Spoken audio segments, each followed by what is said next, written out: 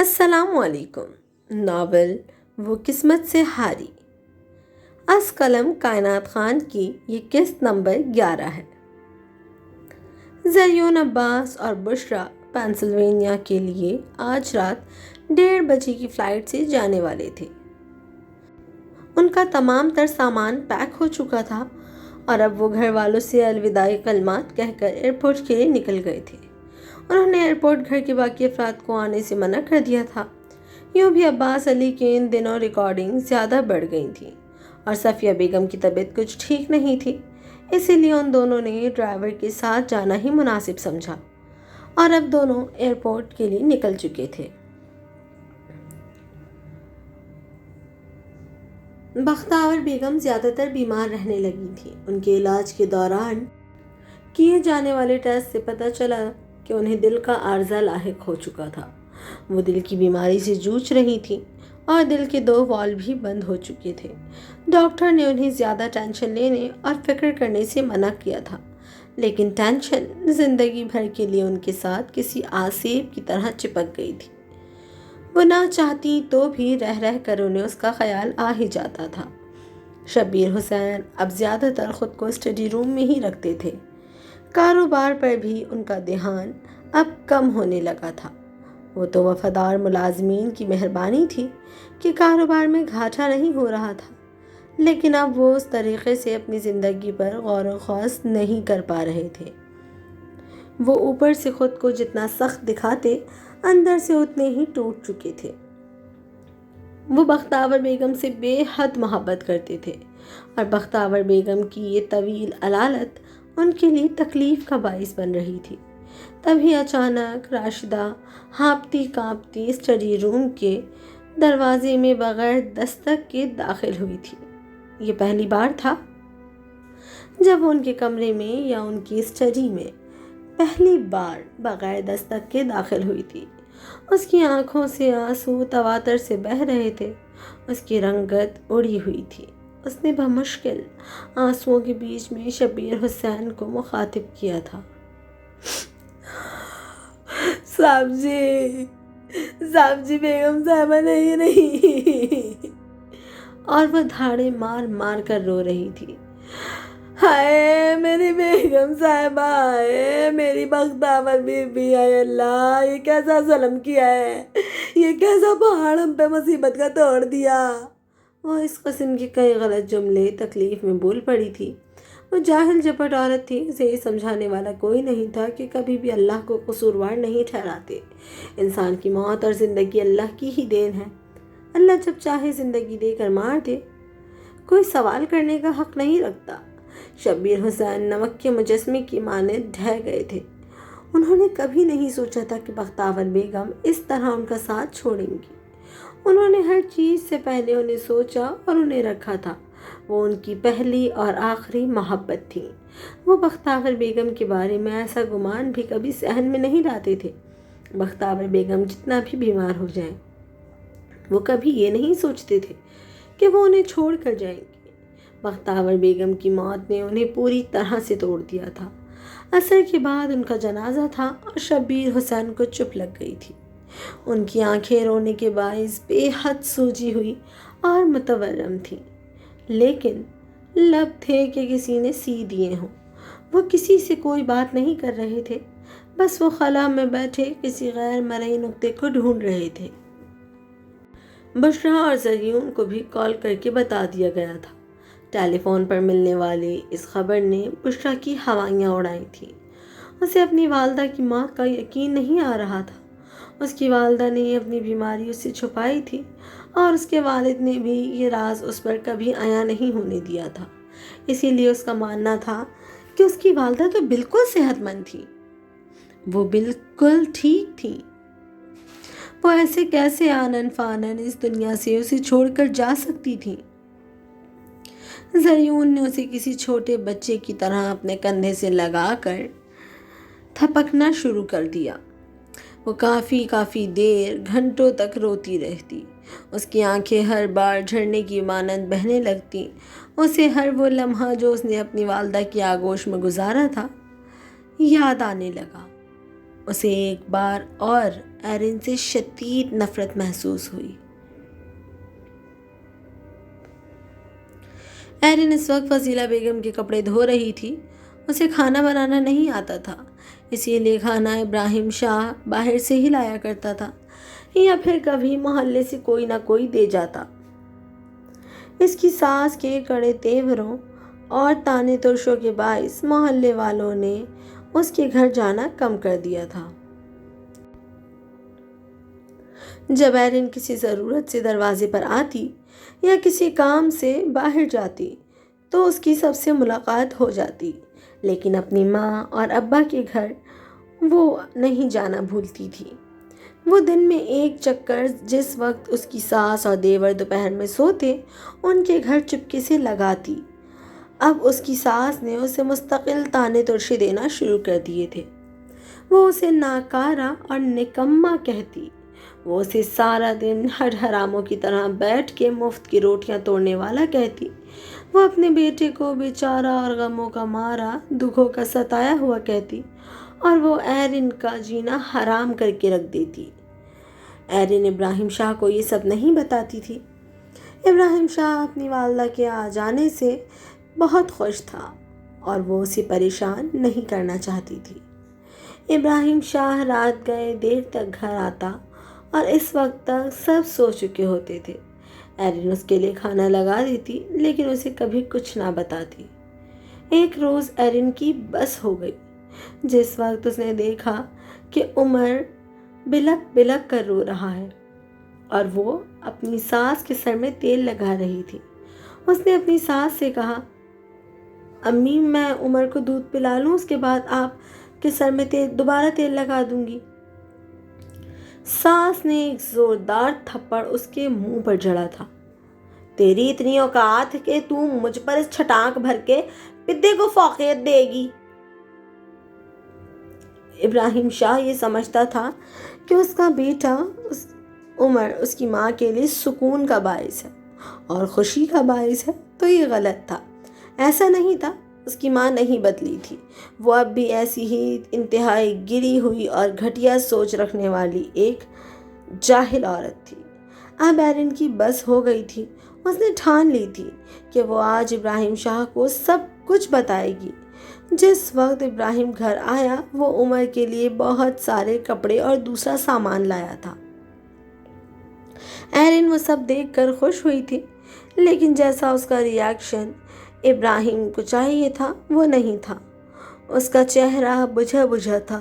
ابراہیم کے استفسار پر اس نے بتایا کہ اس کی والدہ نے اسے تھپڑ مارا ہے اور اگلے ہی لمحے ابراہیم شاہ کا دماغ گھوم گیا تھا۔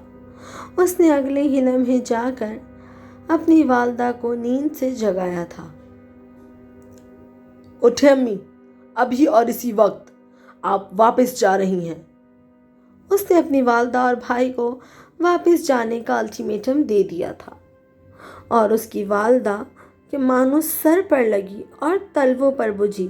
ہیں یہ کیا بکواس کر رہا ہے؟ بیوی کی پٹیوں میں آ کے آدھی رات میں بوڑھی ماں کو گھر سے نکال رہا ہے؟ شرم بیچ کھائیے تو نے۔ شرم اور حیا کی تو آپ مجھ سے بات نہ ہی کریں، اور جو آپ کو سوچنا ہے وہ آپ سوچ لیں، لیکن اب آپ یہاں نہیں رہ سکتی۔ بالآخر تھوڑے لڑنے جھگڑنے کے بعد اس کی والدہ رات کی ہی ٹرین سے واپس لاہور جا چکی تھی۔ وہاں فیصل آباد میں ایرن کے گھر میں کوہرام مچا ہوا تھا۔ بختیور بیگم کی تدفین ہو گئی تھی، لیکن اب عباس علی اور صفیہ بیگم رو رو کر بے حال تھے۔ عباس علی کی اکلوتی بہن تھی بختیور بیگم۔ وہ بے تحاشا دھاڑے مار مار کر آدھی راتوں کو روتے تھے۔ وہ شبیر حسین کے ساتھ ان کے گھر میں ہی رہ رہے تھے۔ وہ ایسے وقت میں اپنے بہنوئی کو اکیلا نہیں چھوڑنا چاہتے تھے۔ وہ جانتے تھے اس وقت شبیر حسین پر کیا گزر رہی ہے۔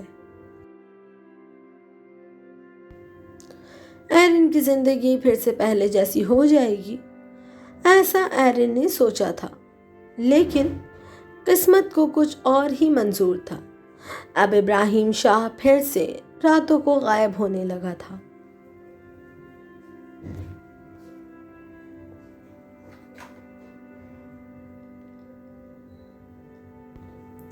بشریٰ اور زریون کی زندگی میں اب ٹھہراؤ آ گیا تھا۔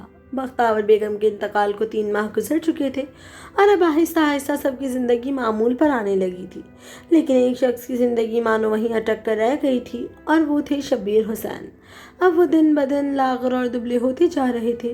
ان کی حالت بھی کچھ ٹھیک نہیں تھی، اور پھر ایک انکشاف جس نے عباس علی، صفیہ بیگم اور راشدہ سب کو اذیت میں مبتلا کر دیا تھا۔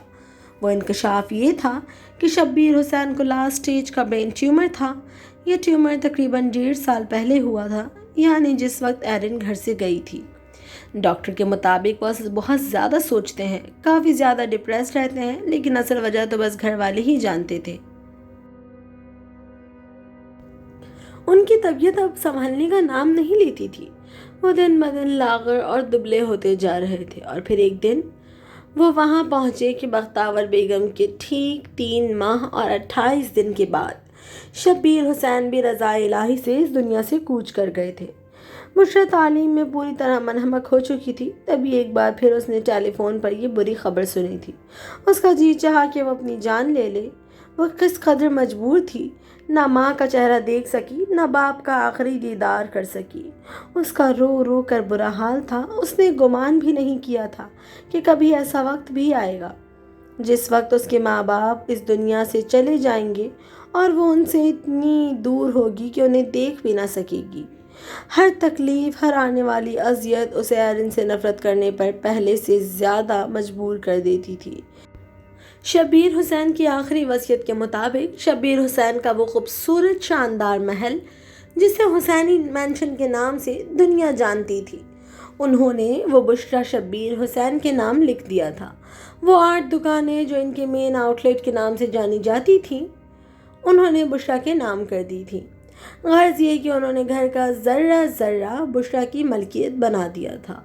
شبیر حسین کے انتقال کے 2 ماہ بعد یہ وصیت کھلی تھی، اور اس وصیت نے بشریٰ کے دل پر گہری چوٹ کی تھی۔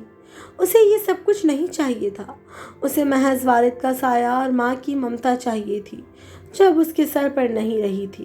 اس نے ٹیلی فون پر راشدہ سے بات کرتے ہوئے اسے ہدایت دی تھی کہ سب کچھ ویسا ہی رہے گا، گھر کی چیزیں، ہر چیز اپنی جگہ پر رہے گی۔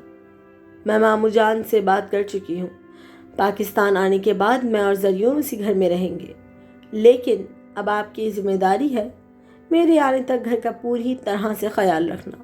ماموں مانی 24 گھنٹے وہاں نہیں رہ سکتے، ان کا اپنا ایک سوشل سرکل ہے جو متاثر ہو رہا ہے، لہٰذا اب آپ کو ہی تمام ملازمین کی نگرانی کرنی ہے اور گھر کا خیال رکھنا ہے۔ میں جب بھی پاکستان آؤں گی آپ لوگ میرے لیے کام کریں گے۔ راشدہ کو دھارس ہوئی تھی۔ وہ کافی عرصے سے، یا یوں کہو کہ اس وقت سے جب بختیور بیگم کی شادی ہوئی، شبیر حسین کے گھر میں ملازمہ تھی۔ وہ اس کا شوہر اور اس کی بیٹی نواوی جو کچھ دنوں پہلے ہی مالی کے بیٹے سے محبت کی شادی کر چکی تھی۔ راشدہ اس سے کم ملتی تھی، لیکن اسے ڈر تھا کہ کہیں وہ ایرن جیسی کوئی غلطی نہ کر دے، اسی لیے یہ نکاح سادگی سے شبیر حسین کی موجودگی میں ہی ہوا تھا۔ لیکن بلکہ یوں کہو کہ وہ اب وہاں آتی بھی نہیں تھی۔ اسے رخصت کرتے وقت راشدہ اور شکیل نے اسے یہ کہہ دیا تھا، اس نے اپنی پسند سے شادی کی ہے، اب اس کا ان سے کوئی تعلق نہیں، دوبارہ ہو سکے تو اپنی شکل کبھی نہ دکھائے۔ اس لیے وہ دوبارہ کبھی اس گھر میں نہیں آئی تھی۔ لیکن اب راشدہ کو سربراہ ملازمہ بنا دیا گیا تھا۔ اسے گھر کے سارے کام کاج دیکھنے ہوتے تھے، ہر چیز کا خیال رکھنا ہوتا تھا، اور اس نے گھر کو بالکل اسی چال سے سنبھالا تھا جس طرح وہ کبھی بختیور بیگم اور شبیر حسین کی نگرانی میں اس گھر کا خیال رکھا کرتی تھی۔ یہ گھر اس کے لیے بھی بہت اپنا سا تھا۔ وہ اس گھر کی ہر چیز سے بے حد مانوس تھی۔ اس نے یہاں کوئی برے ارادے سے رہنے کا نہیں سوچا تھا، بلکہ جب اس کی بات بشریٰ سے ہوئی تو اسے بے حد خوشی اور سکون ملا، اور حوصلہ ہوا کہ اس کے سر سے چھت نہیں چھینی جا رہی گی، اسے بے روزگار نہیں کیا جائے گا۔ اور وہ گھر جہاں اس نے زندگی کے اتنے سال گزارے ویسا ہی رہے گا۔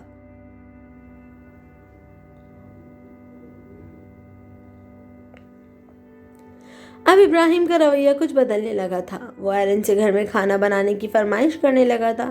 ایرن نے فرمائش کو پہلے تو محض مذاق سمجھا، لیکن جب اس نے سنجیدگی سے کہا تو ایرن کو لگا کہ ہاں، اب کافی عرصہ ہو چکا ہے، شادی کو 1.5 سال کا عرصہ، تو اب اسے کھانا بنانا سیکھنا چاہیے۔ اس نے سوچا کہ اس نے بچپن میں 1-2 بار شکیل کو کھانا بناتے دیکھا تھا، جو کہ راشدہ کا شوہر تھا، اور اسے لگا کہ بس کھانا بنانا تو بہت آسان ہے۔ ابراہیم شاہ فرمائش کر کے گیا تھا کہ اس کا فیوریٹ کھانا پیاز والے کریلے بنا کر رکھنا، لیکن اس نے تو زندگی میں کبھی کریلے نہیں بنائے تھے، اور اسے تو کریلے سوچ کر ہی کڑواہٹ منہ میں گھلتی محسوس ہوئی تھی۔ مگر اس کا بنانا بھی ضروری تھا، کیونکہ ابراہیم شاہ نے اسے بے حد سنجیدگی سے کہا تھا کہ اسے کریلے ہی کھانے ہیں۔ اس نے عمر کو گود میں لیا اور بازار نکل گئی۔ اب وہ سامان وغیرہ خریدنے لگی تھی۔ اس نے کریلے خریدے اور گھر آ گئی۔ کریلے کو کاٹا، دھویا، اسی طرح سے تلنے کے لیے رکھ دیا جیسے کبھی اس نے بچپن میں شکیل کو کرتے دیکھا تھا۔ کریلے تلتے ہوئے عمر نے اسے بے حد تنگ کیا تھا۔ وہ رات بھر کی ویسے ہی جاگی ہوئی تھی۔ عمر کو رات میں جاگنے کی عادت تھی۔ وہ دن بھر سوتا اور رات بھر جاگتا تھا، اور اب اس وقت عمر تنگ کر کے اس کی گود میں سو چکا تھا۔ کریلے تلتے تلتے اسے بھی نیند آنے لگی تھی، اور وہ وہیں چولہے کے پاس بیٹھے بیٹھے اونگنے لگی۔ تبھی اچانک اس کی آنکھ تیز بدبو سے کھلی۔ وہ بدبو کریلوں کے جل جانے کی تھی۔ ہاں، وہ 1 کلو کریلے جو وہ لائی تھی وہ سب جل کے کوئلہ ہو چکے تھے۔ ایرن کے ہاتھ پاؤں پھول گئے تھے۔ اس نے جلدی سے چولہا بند کرا اور دوبارہ سے بازار بھاگی۔ وہ دوبارہ سے کریلے لائی۔ اس نے پھر سے وہی عمل دہرایا، اور اب کے بار پہلے جیسے ہی کریلے سنہرے ہونے کے لیے رکھ دیے۔ اسے پھر سے نیند آ گئی۔ یہ دوبارہ کریلے جل چکے تھے۔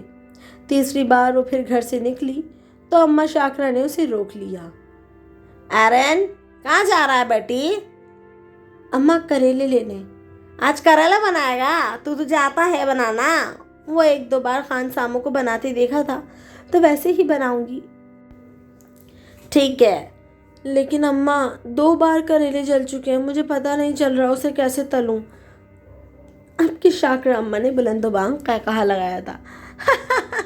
او اللہ، تیرے کو پتہ ہی نہیں کیسے پکتا ہے۔ چل جا اندر عمر کو لے کے۔ کہاں جائے گی؟ میں جا کر کریلے لے کر آتی ہوں، اور پھر جو ہے نا تیرے کو بنانا سکھاؤں گی، ٹھیک ہے؟ تو جا اندر عمر کو لے کر۔ کتنی بار پھٹ جائے گی؟ باہر گرمی کا موسم تھا، اور ایرن نے ان کی بات ماننے میں ذرا بھی دیر نہیں کی تھی۔ اب کی بار اماں کریلے لے کر آئی تو انہوں نے ایرن کو بتایا کہ دیکھو، اسے اس طرح چھیلتے ہیں۔ اب اس کو نمک لگا کر رکھ دے تھوڑی دیر۔ اب اسے مل مل کے اچھی طرح ایک ایک کر کے نل کے نیچے دھو لے۔ اس سے اس کی سارا کڑواہٹ جو ہے نا وہ چلا جائے گا۔ ان کی اردو صاف نہیں تھی، لیکن ایرن کو ان کی زبان سمجھ آنے لگی تھی۔ وہ جیسے جیسے بتاتی گئیں، ایرن ویسے ویسے پکاتی گئی۔ وہ ایرن کے پاس بیٹھی رہیں، اس سے باتیں کرتی رہیں تاکہ وہ سو نہ جائے۔ بالآخر کریلے بن کر تیار ہوئے، اور کریلے بے حد مزیدار بنے تھے۔ ابراہیم شاہ نے جب پہلا نوالا کھایا تو وہ ہکا بکا رہ گیا۔ ایرن کے ہاتھ میں بلا کا ذائقہ تھا، اور شاید یہ ذائقہ بھی اسے میراث میں اپنی ماں کے ہاتھوں سے ملا تھا۔ ایرن کو تھوڑا بہت کھانا بنانے آنے لگا تھا، اور وہ جو بھی بناتی تھی کبھی جلا دیتی تو کبھی بہت بہترین بناتی تھی، لیکن اس کے ہاتھ میں ذائقہ بہت تھا۔ اس طرح وقت گزرتا گیا، اور ایک دن محلے کے ایک بچے نے ایرن کا دروازہ دھڑدھڑایا۔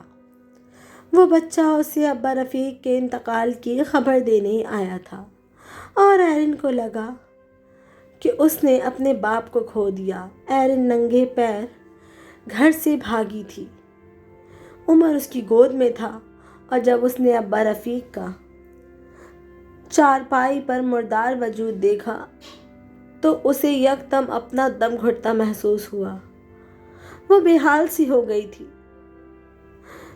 तभी नसीमा ने उसे थामा था। नसीमा जानती थी एरिन को दिली रग़बत अब्बा रफ़ीक और अम्मा शाकरा के साथ बहुत ज़्यादा थी। तभी उसकी नज़र कोने में बेहाल सी पड़ी। तवातर से आंसू बहाती अम्मा शाकरा पर पड़ी। अम्मा शाकरा और अब्बा रफ़ीक की शादी को कई साल गुजर गए थे। उनकी कोई औलाद नहीं थी और अब उन्हें एक एरिन मिली थी जिसे वो अपनी औलाद की तरह चाहते थे। एरिन ने दौड़कर अम्मा को गले लगाया था। अम्मा उससे लिपटकर धाड़े मार मार कर रो रही थी। उन्हें अपने शौहर के जाने का दुख खा गया था। वो एक ही दिन में इंतहाई लागर और दुबली दिखने लगी थी। एरिन को उन्हें देखकर तरस आया और उसकी आंखों के आगे शब्बीर हुसैन का चेहरा आ गया। उससे पहली बार अपने बाप को खो देने का डर ने आ घेरा था और वह बेहद रो रही थी। इब्राहिम शाह अगले 4 दिन भी घर नहीं आया था। अब वो इसी तरह से करता, कभी आता और कभी नहीं आता। अब्बा रफ़ीक की तदफीन भी हो चुकी थी और एरिन ने अम्मा शाकरा को अपने घर में रखना शुरू कर दिया था। वो अम्मा शाकरा को अकेला नहीं छोड़ सकती थी। इब्राहिम वैसे भी नहीं आया करता था। अम्मा शाकरा भी तन्हा हो गई थी, इसीलिए वो एरिन के साथ ही रहती थी। वक्त गुजरता रहा और उमर 2.5 साल का हो गया और एरिन एक बार फिर उम्मीद से थी। अब इसकी हालत उमर की दफ़ा से ज़्यादा अबतर थी। अम्मा उसके लिए काफ़ी ज़्यादा कारामद साबित हुई थी। वो खाना बनाकर उसे अपने हाथों से खिलाती थी। वो उसका बहुत ख्याल रखती थी। एरिन अक्सर उनके गले लगकर रोती थी। उसे अपने फ़ैसले पर पछतावा होने लगा था। इब्राहिम शाह उसे वक्त नहीं देता था। वो कई दिन घर नहीं आता था और जब आता तो ऐसे बहाने पेश करता कि एरिन ना चाहते हुए भी यकीन कर लेती। सितंबर की एक दोपहर एरिन अम्मा के साथ सेहन में बैठी थी। जिस वक्त नसीमा दौड़ती हुई आई। नसीमा के साथ उसकी नंद भी मौजूद थी जो उसी के घर में ऊपर रहती थी और एरिन से काफ़ी अच्छे से वाकिफ़ थी। उसने इब्राहिम को भी देख रखा था, लेकिन अब जो बात उन लोगों ने एरिन से कही थी, उसने एरिन के पैरों के नीचे से ज़मीन खींच ली थी। उसकी नंद ने एतराफ़ किया कि उसने इब्राहिम शाह को उस घर में आते जाते देखा है जहां वो काम करती है और एरिन के लिए ये बात मानना बेहद मुश्किल था। लेकिन जब उसने इब्राहिम शाह की माँ और भाई का हुलिया बताया तो एरिन को यकीन आ गया कि वह सच कह रही है और उसने बताया कि वो जिस घर में काम करती जाती है उन लोगों ने उसे आज जल्दी आने को कहा है क्योंकि आज इब्राहिम शादी करेगा उस घर की मालकन की कज़न से। एरिन के ऊपर मानो किसी ने घड़ों पानी डाल दिया था। वो गंग सी होकर सबके चेहरे देख रही थी। तभी नसीमा ने उसकी हिम्मत बंधाई और अम्मा शाकरा को भी तैश आ गया। अम्मा शाकरा, नसीमा सब ने मिलकर एक फ़ैसला किया, लेकिन उसके नन ने एरिन से एक इल्तिजा की थी कि वो कहीं भी उसका नाम ना दें वरना उसकी नौकरी जा सकती है। एरिन ने उसकी लाज रखी थी, इसीलिए अब की बार वो लोग मोहल्ले के बाकी सब लोगों को भी जमा कर चुके थे, जिनमें सरवर सबसे आगे था। उसका मानना था कि अब्बा गुजर गए हैं, लेकिन वो एरिन का भाई है और एरिन का सरबराह भी। वो एरिन के साथ जुल्म नहीं होने देगा। اب وہ سب لوگ نسیمہ کے شوہر کی سوزوکی میں بھر کر وہاں پہنچے تھے جہاں ابراہیم شاہ دوسرا نکاح کرنے والا تھا۔ ایرن اس وقت پہنچی جب ابراہیم شاہ ریشمہ سے دوسرا نکاح کرنے لگا تھا۔ وہاں ابراہیم شاہ کی ماں بھی موجود تھی۔ ابراہیم شاہ بنا سنورا آف وائٹ کلر کی شیروانی پہنا، سر پر سرخ پگڑی سجائے بے حد حسین لگ رہا تھا۔ ایرن کو اپنی آنکھوں پر یقین نہ آیا۔ اس کی آنکھوں سے ٹپ ٹپ آنسو بہنے لگے۔ اسے خود سے نفرت محسوس ہوئی تھی۔ اسے اپنے فیصلے سے گھن آئی تھی۔ اس نے اپنے والدین کو چھوڑ کر کس شخص کا انتخاب کیا تھا جو اسے چھوڑ کر 2 اولادوں کی زنجیر اس کے پیروں میں باندھ کر دوسرا نکاح کرنے چلا تھا۔ ایرن نے وہاں جا کر شور مچانے کا سوچا تھا، لیکن جو اس کے سامنے دیکھا اس کے بعد تو اس کا دل ہی ٹوٹ گیا۔ وہ زار و قدار رو رہی تھی، جبکہ سرور اور دوسرے محلے داروں نے آگے بڑھ کر اس راز کا انکشاف ریشمہ اور اس کے گھر والوں کے آگے کیا تھا کہ یہ انسان پہلے ہی شادی شدہ ہے، ایک بچے کا باپ ہے اور دوسرا ہونے والا ہے۔ ایرن کو اس نے بھگا کر شادی کی تھی، اب کہ ابراہیم شاہ کا پارا ہائی ہوا تھا۔ اسے ایرن سے اس بات کی توقع نہیں تھی کہ وہ سب پر اس راز کو کھول دے گی کہ وہ ابراہیم شاہ کے ساتھ بھاگ کر آئی تھی۔ اسے لوگوں کی ہمدردی اور ان کے ساتھ دیکھ کر شدید غصہ آیا تھا۔ اسے اپنا کھیل بگڑتا محسوس ہوا تھا۔ محبت تو اس کو ایرن سے پہلے بھی کبھی نہیں تھی، لیکن اب جو رہا ساتھ تھا وہ نبھا رہا تھا۔ اسے اس پر بھی شدید غصہ آیا تھا اور اب اس نے قسم کھائی تھی کہ وہ ایرن کی زندگی کو جہنم بنا دے گا۔ وہ ریشمہ کے حسن اور زلفوں کا اسیر ہو گیا تھا، جو کہ در حقیقت ایرن سے خاصی کمتر اور کم شکل واقع ہوئی تھی۔ ریشمہ سانولی رنگت گھنگریالے بالوں والی ایک بھدی ناک کی 35 سال کی عورت تھی، جو کہ طلاق یافتہ تھی، اور واحد چیز جو اس کے پاس تھی وہ یہ کہ اس کے پاس قیمتی اثاثے تھے اور گھر والے اس کی دوسری شادی کرنا چاہتے تھے۔ ایرن کا جی چاہا کہ وہ خودکشی کر لے۔ کیسے انسان کے پیچھے اس نے زندگی کو خوار کیا تھا، کیسے انسان کے پیچھے اس نے اپنے باپ کا سر جھکایا تھا، ماں کو درد دیا تھا۔ اسے اس کے والدین یاد آ رہے تھے۔ وہ پھوٹ پھوٹ کے رو رہی تھی، جبکہ سرور نے آگے بڑھ کر اس کے سر کو تھپکا تھا۔ وہ اس کا بھائی تھا، خالی منہ بولا ہی نہیں تھا، اس نے اسے دل سے بہن مانا تھا، اور اب کہ وہ ابراہیم شاہ پر جھپٹ پڑا تھا۔ تیری ہمت کیسے ہوئی میری بہن کے ساتھ ایسا کچھ کرنے کی؟ اس کو کیا کہہ رہا ہے؟ تنہا سمجھ رکھا ہے؟ ابراہیم شاہ نے ایک جھٹکے سے اپنا گریبان چھڑوایا تھا۔ میں تمہاری بات کو سمجھ سکتا ہوں، میری غلطی ہے، میں نے غلط کیا۔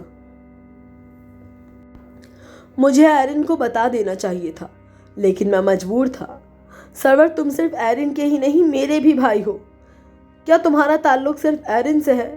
تو تم بتاؤ، اگر ایک ماں مر رہی ہو جس نے مرنے سے پہلے صرف اتنی سی خواہش کی ہو کہ اپنے بیٹے کا نکاح ہوتا دیکھنا چاہتی ہو،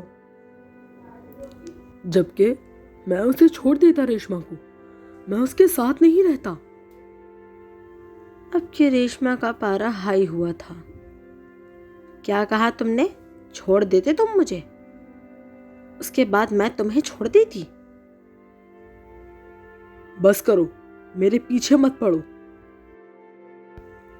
میں اپنی بیوی اور اپنے بچوں سے بہت پیار کرتا ہوں۔ اماں، دیکھا آپ کی وجہ سے میری زندگی کس دوراہے پر آ گئی۔ میں نے کہا بھی تھا تو آپ سے، لیکن آپ نے اپنی قسمیں دیں۔ اگر آپ کو دل کا دورہ نہ پڑا ہوتا تو میں کبھی یہ نہ کرتا، لیکن اب میں یہ نہیں کر سکتا، نہیں کروں گا۔ میری بیوی کو دیکھ رہی ہیں نا، آپ کتنی اذیت میں ہیں۔ ایرن یہ سب کو چپ چاپ دیکھتی رہی۔ ایرن کے ساتھ جانے والے لوگوں کو کچھ سمجھ نہ آیا کہ کیا وہ صحیح کہہ رہا تھا یا محض انہیں دھوکہ دے رہا تھا۔ ایرن خاموش قدموں سے اس گھر سے باہر نکلی تھی اور اب وہ سب لوگ واپس آ گئے تھے۔ ایرن چپ چاپ کمرے میں آ کر خود کو بند کر لیا تھا۔ عمر شاکرہ اماں کی گود میں تھا۔ وہ لوگ ابھی بھی ایرن کو چھوڑ کر نہیں گئے تھے بلکہ اس کے گھر کے صحن میں موجود تھے۔ تبھی ایرن نے بھاگ کر اندرونی کمرے کا دروازہ بند کیا تھا۔ ایک دم سب کا دل حلق میں آیا تھا۔ کچھ غلط ہونے کا گمان گزرا تھا۔ ایرن کے کمرے سے تاڑ کی آواز آئی۔ اس نے کانچ کا کپ توڑا تھا اور اس کپ کو چبا کر نکل گئی تھی۔ وہ خود کو اور اس ننھی جان کو جو اس کے وجود میں پل رہا تھا ختم کرنا چاہتی تھی۔ وہ نہیں رہنا چاہتی تھی، وہ اپنا آپ ختم کر دینا چاہتی تھی۔ تبھی کھڑکی سے جھانک کر رضیہ نے دیکھا کہ ایرن کی سانسیں رکنے لگی ہیں اور وہ بے ہوش ہو کر گر گئی ہے۔ اس نے سب کو دوڑ کے بتایا، ایرن نے خودکشی کر لی، ایرن کو کیا ہو گیا، یا اللہ۔ اب تمام عورتیں دھاڑے مار مار کر رو رہی تھیں۔ سرور اور رضیہ اور نسیمہ کے شوہر نے دھکے مار مار کر اس کے کمرے کا دروازہ توڑا تھا اور ایرن کو اٹھا کر تیزی سے ایک سرکاری اسپتال بھاگے تھے۔ سچ شکر کہ ایرن کا محض منہ زخمی ہوا تھا، اندرونی کوئی خاص نقصان نہیں پہنچا تھا، مگر ڈاکٹر نے اسے مکمل ریسٹ کرنے کو کہا تھا۔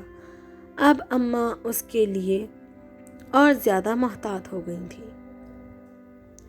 وہ اس کے گھر میں ہی رہتی تھی۔ ابراہیم شاہ اس رات بھی گھر نہیں آیا تھا۔ وہ سب کو اندازہ ہو گیا تھا کہ وہ اس کے ہاتھوں بے وقوف بن کر آئے ہیں۔ لیکن اگلے دن جب وہ گھر آیا تو سارو قطار رونے لگا، بتانے لگا کہ میں تم لوگوں کے پیچھے ہی نکل رہا تھا جب میری ماں کو دل کا دورہ پڑا اور وہ وہی چکرا کر گر گئی۔ انہیں اٹھا کے اسپتال لے جایا گیا۔ وہ آج صبح 8 بجے ہوش میں آئی ہیں۔ ان کی طبیعت اب تھوڑی سنبھلی ہے تو میں آیا ہوں۔ میرا بھائی مجھ سے چھوٹا ہے، اس پہ کبھی ذمہ داریاں نہیں ڈالی، وہ گھبرا گیا تھا۔ اس نے ایسی رونی صورت بنا کر روتے ہوئے یہ معاملہ بتایا تھا کہ ہر ایک یقین کرنے پر مجبور ہو گیا تھا۔ ایرن اس سے کوئی بات نہیں کر رہی تھی اور اب شاکرہ اماں بھی بیمار رہنے لگی تھی۔ ایرن کے کپ کھانے کے تقریباً 1.5 ماہ کے بعد ایک دن شاکرہ اماں کو بے تحاشا الٹیاں لگیں اور اسپتال لے جاتے جاتے ان کا دم راستے میں ہی نکل گیا۔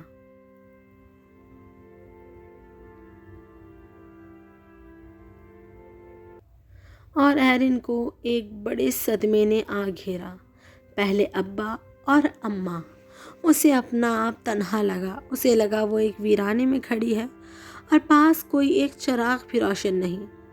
اسے اپنا آپ اس کھائی میں موجود لگا جس کے اوپر کسی نے ڈھیروں مٹی ڈال کر اسے قبر کی مانند بند کر دیا ہو۔ اسے اپنا سانس رکتا محسوس ہوا۔ وہ پلکیں جھپکنا بھول گئی۔ اماں کا بے جان وجود اس کے سامنے پڑا تھا اور اب وہ صحیح معنوں میں ٹوٹی تھی۔ اسے اتنا دکھ تب بھی نہیں ہوا تھا جب اس نے ابراہیم شاہ کو دوسری شادی کرتے دیکھا تھا۔ اسے اتنا دکھ تب بھی نہیں ہوا تھا جب اس نے ابا کو جاتے دیکھا تھا۔ لیکن آج مانو اسے ایسا لگا تھا سب کچھ ختم ہو گیا۔ اسے اماں شاکرہ کا پہلے دن کا وہ پیار یاد آ رہا تھا جب انہوں نے محبت سے اس کے سر پہ ہاتھ رکھا تھا، جب انہوں نے بے حد محبت سے دوپٹے میں چھپا کر اس کے لیے بکرے کا سالن لا کر اسے دیا تھا۔ جب وہ اس کے لیے ہر چھوٹی بڑی چیز چھپا چھپا کر لاتی تھی، جب انہوں نے ابا سے کہہ کر اس کے لیے سیب کا جوس روز بندھوایا تھا، جب اس کے لیے ہر چھوٹا بڑا کام کیا تھا، جب اس کے بیٹے کی پیدائش پر انہوں نے خوشی کا اہتمام کیا تھا، جب انہوں نے اسے چھٹی نہلایا تھا، جب انہوں نے اسے 1.25 مہینہ نہلا کر تقریب کی تھی، اس نے شاکرہ اماں کو سگی ماں کی طرح مانا تھا۔ شاکرہ اماں کی آغوش میں اسے ویسا سکون ملتا تھا جیسا کبھی بختاور بیگم کی آغوش میں ملتا تھا۔ لیکن آج وہ غم سے نڈھال تھی، وہ کچھ نہیں بول پا رہی تھی، اسے سکتہ ہو گیا تھا۔ عمر روتا تھا، بلکتا تھا، اسے کوئی ہوش نہیں تھا۔ نسیمہ اور رضیہ اس کا خیال رکھ رہی تھیں اور سرور نے اپنی بیوی کو اس کے پاس چھوڑ دیا تھا۔ اب سرور کی بیوی اس کا خیال رکھتی، اسے وقفے وقفے سے پانی پلانے کی کوشش کرتی، لیکن ایرن سختے میں تھی۔ بالآخر 8 دن کے بعد اس کا سکتہ ٹوٹا اور اس وقت تک وہ بے حد لاغر اور کمزور ہو گئی تھی۔ وہ حاملہ تھی اور ایسی حالت میں اس کا اتنے دنوں تک کچھ نہ کھانا پینا اس کے لیے اور بچے دونوں کی صحت کے لیے خطرناک ثابت ہوا تھا۔ اسے بے حد کمزوری ہو گئی تھی، لیکن اب کی بار بھی اہل محلہ نے اس کا دل و جان سے خیال رکھا تھا اور اس کی طبیعت میں بہتری آنے لگی تھی۔ لیکن اب مانو اسے یہ جگہ کاٹنے کو دوڑتی تھی۔ سارے رشتے ویسے ہی تھے، سب اس سے بے حد محبت کرتے تھے، لیکن اس کی آنکھوں کے سامنے رہ رہ کر شاکرہ اماں اور ابا رفیق کا چہرہ گھومتا تھا۔ کبھی اسے ابا رفیق کا ابراہیم کو گھرکنا یاد آتا جب وہ اسے دروازے پر کھڑے ڈانٹ رہے تھے، کبھی اسے اماں شاکرہ کا ابراہیم کو ٹوکنا یاد آتا جب وہ اسے تیز مسالے والی بریانی کھلا رہا تھا، اور وہ یہ سب یاد کر کے دن رات دیکھے بغیر کسی بھی وقت زار و قطار رو دیتی تھی۔ ایک دن ابراہیم شاہ نے اسے بتایا کہ اس کو کورنگی میں بسکٹ کی ایک کمپنی میں کام مل گیا ہے اور اب انہیں کورنگی ہی جا کر رہنا پڑے گا۔ وہ روز روز اتنی دور جا کر کرایہ نہیں لگا سکتا اور اس نے اپنی ماں کو بھی چھوڑ دیا اور بھائی کو بھی۔ اب وہ محض ایرن کے ساتھ رہے گا۔ وہ ایرن کو اور تکلیف نہیں دے سکتا اور ایرن کو ایک بار پھر اس پر بھروسہ ہو گیا اور وہ اس کے ساتھ کورنگی جانے کے لیے راضی ہو گئی۔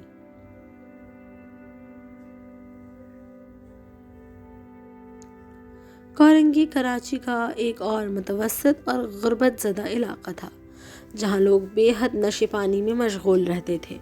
وہاں تنظیمی لڑکوں کا ایک جھرمٹ تھا۔ وہاں کا ماحول بے حد خطرناک تھا۔ یہ 1991 کا خطرناک ترین دور تھا، جس وقت دہشت گردی، جلاؤ گھیراؤ، منشیات فروشی، ڈکیتی، گنڈا گردی، ٹارگٹ کلنگ اپنے پورے عروج پر تھی، اور کراچی انہی سب چیزوں کے لیے جانا جاتا تھا۔ کورنگی ایسی وارداتوں کا مین گڑھ تھا اور اب ایرن کو اسی مین گڑھ میں جا کر رہنا تھا۔